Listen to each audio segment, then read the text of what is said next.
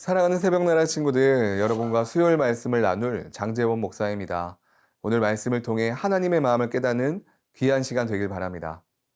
멋진 가수가 바로 눈앞에서 노래를 하고 있습니다. 조명이 비추고 사람들은 환호합니다. 정말 특별한 순간입니다. 그런데 재미있는 장면이 있습니다.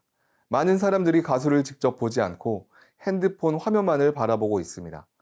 영상 찍느라 바쁘고 사진 찍느라 바쁘다 보니 정작 눈앞에서 노래하는 가수를 보지 못하고 화면 속 모습만 보고 있는 것입니다. 조금 이상하지 않나요?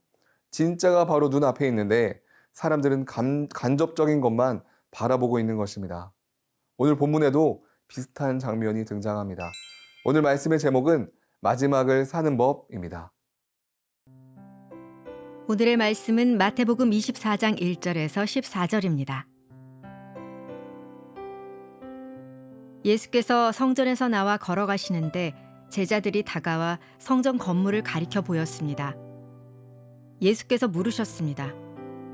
너희는 이 모든 것이 보이지 않느냐? 내가 진실로 너희에게 말한다. 여기에 있는 돌 하나라도 돌 위에 남지 않고 다 무너져 내릴 것이다. 예수께서 올리브산에 앉아 계시는데 제자들이 조용히 다가와 말했습니다. 언제 그런 일이 일어나겠습니까? 선생님께서 다시 오시는 때와 세상 끝날에 어떤 징조가 있겠습니까? 우리에게 말씀해 주십시오. 예수께서 대답하셨습니다. 어느 누구에게도 현혹되지 않도록 조심하라. 많은 사람들이 내 이름으로 와서 내가 그리스도다 하고 주장하면서 많은 사람들을 현혹할 것이다.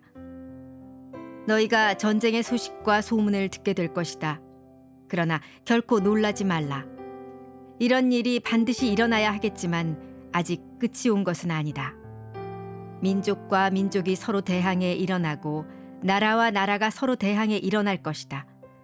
곳곳에서 기근과 지진이 생길 것이다. 이 모든 일은 진통의 시작일 뿐이다. 그런 후에 사람들이 너희를 핍박당하도록 넘겨주고 너희를 죽일 것이며 모든 민족이 나로 인해 너희를 미워할 것이다. 그때 많은 사람들이 시험을 당하고 서로 넘겨주며 미워할 것이다.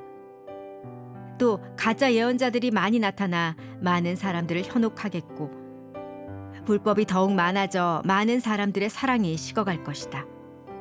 그러나 끝까지 굳게 서 있는 사람은 구원을 얻을 것이다. 그리고 이 하늘나라의 복음이 온 세상에 전파돼 모든 민족들에게 증언될 것이다. 그때서야 끝이 올 것이다.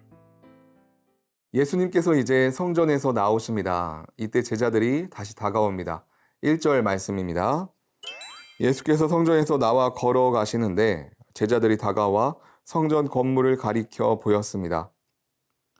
이 장면을 상상해 봅시다. 예수님께서 성전에서 나오시는데 제자들이 예수님께 다가옵니다. 선생님, 저 성전을 보십시오. 왜일까요? 성전은 굉장히 자랑스러운 곳이었습니다. 단순한 건물이 아닌 하나님을 예배하는 장소였습니다. 이스라엘 역사 속에서 성전을 중심으로 예배할 때 그 나라가 축복을 받고 그렇지 않으면 나라는 무너졌습니다. 그래서 자랑스럽게 예수님께 그 성전을 가리킨 것입니다. 그런데 한 가지 생각해 보아야 할 것이 있습니다. 누구에게 이 성전을 가리키고 있나요? 예수님입니다. 예수님은 누구십니까? 온 세상을 창조하신 분이십니다. 그 창조주 하나님 앞에서 어떤 건물을 가리키며 얼마나 위대합니까? 라고 하는 게 무슨 의미가 있을까요? 아무리 위대한 건물이라도 세상 그 어떤 것이라도 예수님보다 더 위대한 것은 없습니다. 때로 우리는 우리의 시선이 예수님을 등지며 잘못된 것을 바라보고 있지는 않은지 돌아보아야 합니다. 예수님께서는 말씀하십니다. 2절 말씀입니다. 예수께서 물으셨습니다. 너희는 이 모든 것이 보이지 않느냐? 내가 진실로 너희에게 말한다. 여기에 있는 돌 하나라도 돌 위에 남지 않고 다 무너져 내릴 것이다. 놀라운 말씀을 하십니다. 돌 하나라도 남지 않고 다 무너질 것이다. 어쩌면 이 말은 굉장히 충격적인 말이었을 것입니다. 성전은 위대한 곳이었습니다. 하나님의 임재가 머무는 장소였죠. 그런데 이것들이 다 무너진다는 것입니다. 왜일까요? 성전보다 더 위대한 분이 이 땅에 오셨기 때문입니다. 사람들은 성전을 바라보고 있지만 진정한 성전이 바로 그들 앞에 서 계셨습니다. 화려한 성전은 무너지지만 절대 무너지지 않을 영원하신 왕이 이 땅 가운데 오신 것입니다. 사랑하는 새벽나라 친구들, 우리도 가끔 눈에 보이는 것에 마음을 두고 살아갑니다. 과거의 어떤 것, 겉으로는 위대해 보이는 것, 그러나 우리의 소망은 그런 것에 있지 않습니다. 오직 예수 그리스도, 주님께만 소망이 있습니다. 우리 마음의 중심, 우리의 시선이 늘 예수님께만 고정되어 있는 모든 세나 친구들 되길 바랍니다.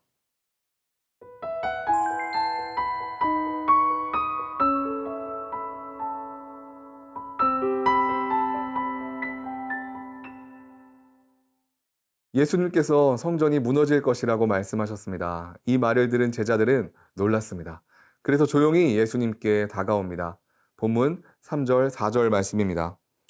예수께서 올리브산에 앉아 계시는데 제자들이 조용히 다가와 말했습니다. 언제 그런 일이 일어나겠습니까? 선생님께서 다시 오시는 때와 세상 끝날에 어떤 징조가 있겠습니까? 우리에게 말씀해 주십시오. 예수께서 대답하셨습니다. 어느 누구에게도 현혹되지 않도록 조심하라. 제자들은 묻습니다. 성전이 무너지는 그 일은 언제 일어납니까? 세상의 끝에는 어떤 일이 일어납니까? 제자들은 마지막 때에 대해 묻고 있습니다. 그런데 예수님은 종말의 날짜나 계산을 먼저 말씀하지 않으십니다. 예수님께서 가장 먼저 하신 말씀은 이것입니다. 현혹되지 않도록 조심하라. 마지막 때가 가까워질수록 사람들을 속이는 말들이 많아진다는 말씀입니다. 거짓된 말들, 거짓된 가르침, 사람의 마음을 흔드는 수많은 이야기들. 그래서 예수님은 그 무엇보다도 마음을 지키라고 말씀하시는 것입니다. 사실 우리는 지금도 그런 세상을 살아가고 있습니다. 세상은 말합니다. 예수님 말고도 길이 많다. 신앙은 중요하지 않다. 너 마음대로 살아가면 돼. 자신감을 가져. 하지만 예수님은 말씀하십니다. 현혹되지 말라. 주님은 마지막 때에 우리의 마음과 중심이 주님께 붙들려 있기를 간절히 바라고 계십니다. 예수님은 계속해서 말씀하십니다. 13절 말씀입니다. 그러나 끝까지 굳게 서 있는 사람은 구원을 얻을 것이다. 예수님은 마지막 때를 살아가는 사람들에게 아주 중요한 말씀을 하십니다.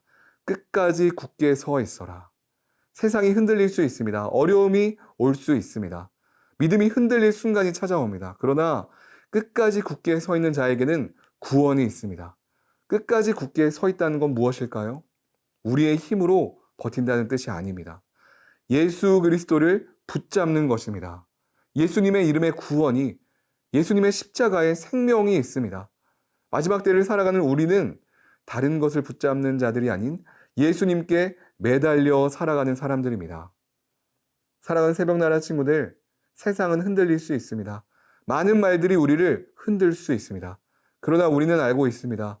예수님 안에서는 깊은 바다처럼 흔들리지 않는 믿음으로 살아갈 수 있습니다.